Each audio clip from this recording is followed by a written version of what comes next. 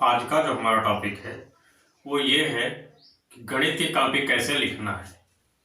वैसे तो बोर्ड परीक्षा में सभी पेपर देंगे और सभी को गणित की कॉपी लिखना है, लेकिन गणित की कॉपी लिखने का सही तरीका क्या होता है, किस प्रकार से कॉपी लिखी जाती है ताकि अच्छे अंक प्राप्त हो जाए। अगर आपको 70 में 70 अंक लेना है तो इस तरीके से गणित की कॉपी लिखना होगा। इसके लिए आपको ये वीडियो पूरा देखिएगा, कहीं भी स्किप करके ना देखिएगा, वरना कुछ चीज़ें ऐसी हैं जो मिस हो जाएंगी तो बाद में आप कमेंट में जाएंगे किस तरीके से लिखे थे, कॉपी ऐसी नहीं बन पाई। ठीक, तो एक एक बिंदु और एक एक पॉइंट पर हम अध्ययन करेंगे और बहुत कम समय में वीडियो क्लोज भी हो जाएगा आपका। तो मेन टॉपिक हमारा यही है कि गणित की कॉपी कैसे लिखना है ताकि 70 में 70 अंक आपको मिल जाए। तो आइए चलते हैं। तो बोर्ड परीक्षा में जो आपको कॉपी मिलेगी वो बहु इसी तरीके की रहेगी। ठीक, और जो प्रश्न पत्र मिलेगा वो भी आपका सेम इसी प्रकार से रहेगा। यहाँ आपका कोड दिया रहेगा, यहाँ सन जो 2024 है इसके स्थान पे आपको देखने को मिलेगा 2025। और ये जो प्रश्न है जैसे इसमें देख रहे हैं आप, प्रश्न सेम टू सेम ऐसे आपको मिलने जा रहा है। इसमें खंड आपका आ बनेगा। आ में आपके 20 क्वेश्चन रहेंगे जो आपका बहुविकल्पी टाइप का होगा। ठीक, ऑब्जेक्टिव टाइप का क्वेश्चन होगा, इसको आपको ओएमआर शीट में फिल करना है। और दूसरी चीज जो है, ऐसे क्वेश्चन आपको 20 प्रश्न रहेंगे तो इन 20 प्रश्नों को आपको ऐसे हल कर लेना है। ठीक, ओएमआर में आपको गोला करना रहेगा जैसे आपको ये पेपर में दिखाई पड़ रहा है। ठीक, तो वो ऐसे आपको 20 क्वेश्चन परीक्षा में मिलने जा रहे हैं। इसके बाद खंड बा है आपका, जिसका अध्ययन हमको करना है कि खंड बा को कैसे लिखें। ओएमआर शीट तो आप फिल कर लेंगे, सही क्वेश्चन जो बनेगा आंसर उसका वही फिल कर देना है। लेकिन देखने वाली बात है कि खंड बा जहां से आपको, या खंड बा में आपका 50 नंबर का मैटर होगा। ठीक, क्योंकि आपकी जो बोर्ड परीक्षा होगी वो 70 अंक की होगी। कितने अंक की होगी? 70। 70 अंक में से आपका 20 ओएमआर फिल करने में चला जाएगा, आएगा 50। तो हम इसी चर्चा करेंगे कि आपको 50 में 50 कैसे मिले। 70 में से 20 तो आप फिल करना है, बाकी जो भरना है ये। तो आइए पहले उत्तर पुस्तिका जान लेते हैं किसमें क्या भरना है। जैसे परीक्षार्थी का अनुक्रमांक अंकों में लिखना है, फिर अनुक्रमांक यहाँ शब्दों में लिखना है। विषय गणित का है, गणित केवल प्रश्न पत्र लिखिएगा। परीक्षा के दिन और तिथि, मतलब किस तारीख को हो रही है। परीक्षा केंद्र का नाम लिखना है। सांकेतिक कोड, सांकेतांक ये वाला कोड जो वहाँ आपको दिखाई पड़ेगा वो वाला कोड आपको इस बॉक्स में भर देना है। इसके बाद कुछ करना नहीं है, कक्ष निरीक्षक के हस्ताक्षर वगैरह है, इनको छोड़ देते हैं।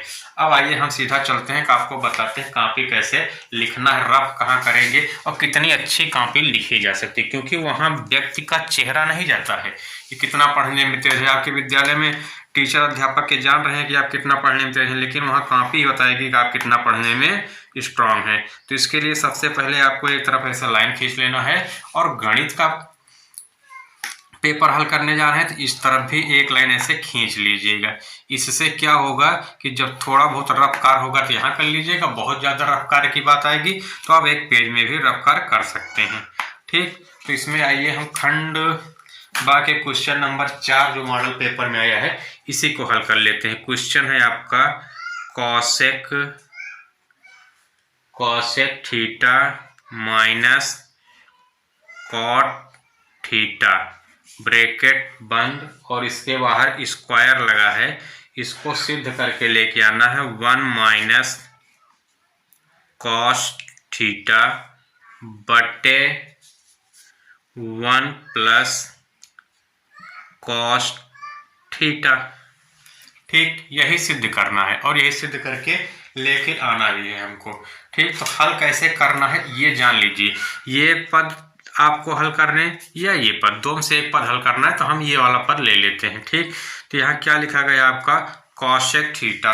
कॉसेक थीटा की वैल्यू की बात कर रहा है तो कॉसेक थीटा बराबर क्या होता है हम जानते हैं। कॉसेक थीटा की वैल्यू होती है 1/sin थीटा। ठीक, वहाँ आप नीली पेन का प्रयोग करिएगा, ब्लैक का ना करिएगा, वीडियो अच्छा बने इसलिए मैं ब्लैक का इस्तेमाल कर रहा हूँ।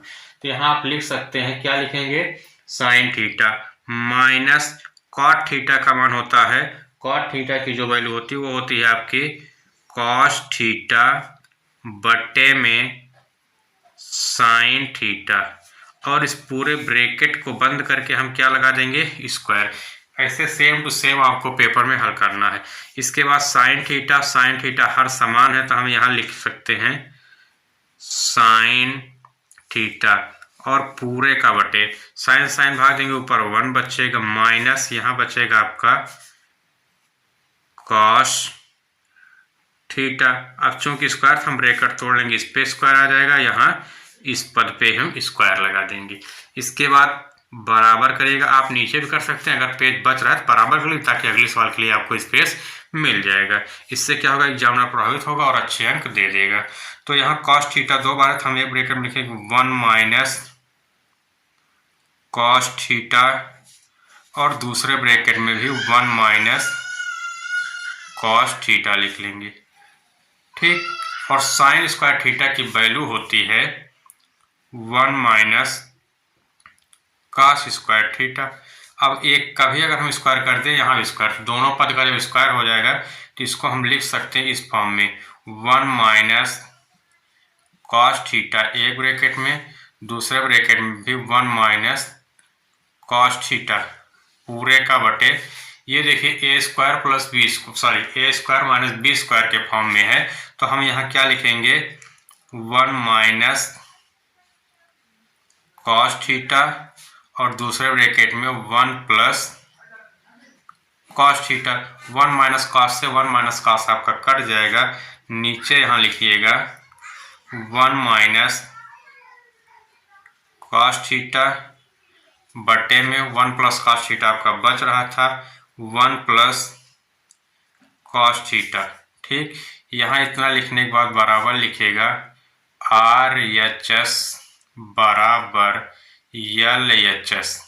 ठीक, ये आपका आंसर आ गया।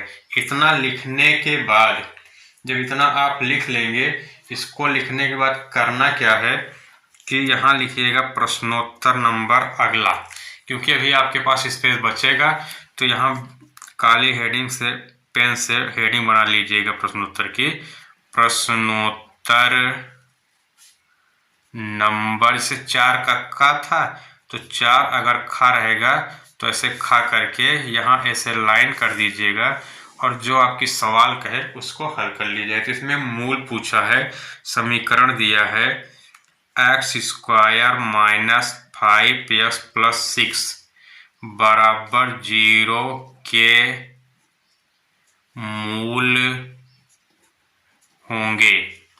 ठीक, ऐसे प्रश्न है तो वहाँ प्रश्न नहीं उतारना है आपको, केवल यही इतना उतारना है और उसके बाद इसका गुणनखंड बना लेंगे। क्या बनेगा, एक्स स्क्वायर 6 का ऐसा गुणनखंड जोड़े घटाने पे 5 आ जाए, 3 दूनी 6 3 2 5 आ जाएगा, माइनस 3x और माइनस 2x प्लस 6, यहाँ ब्रैकेट बनाएंगे, ये कॉमन है तो लिखेंगे क्या x माइनस 3 और माइनस 2 यहाँ से निकल के आ जाएगा तो x 2 3 6, ये भी माइनस बराबर 0 लिखते चलना है। तो एक ब्रैकेट में हो जाएगा आपका x माइनस 3 और जो बाहर है इसको भी हम ब्रैकेट में लिख लेते हैं x माइनस 2। ऐसे लाइन करिएगा, सामने यहाँ फिर लिख सकते हैं आप x माइनस 3 बराबर 0, x बराबर 0 प्लस 3, x बराबर कितना आ गया 3, फिर दूसरी लाइन करिएगा, ऐसे लिखिएगा x माइनस 2 इक्वल 0, x बराबर 0 माइनस 2, x बराबर 0 माइनस उधर गया सॉरी प्लस हो जाएगा 2, तो x बराबर कितना आ जाएगा 2। तो मूल कितना आ गए आपके यहाँ लिखिएगा आंसर बराबर कितना 3, 2।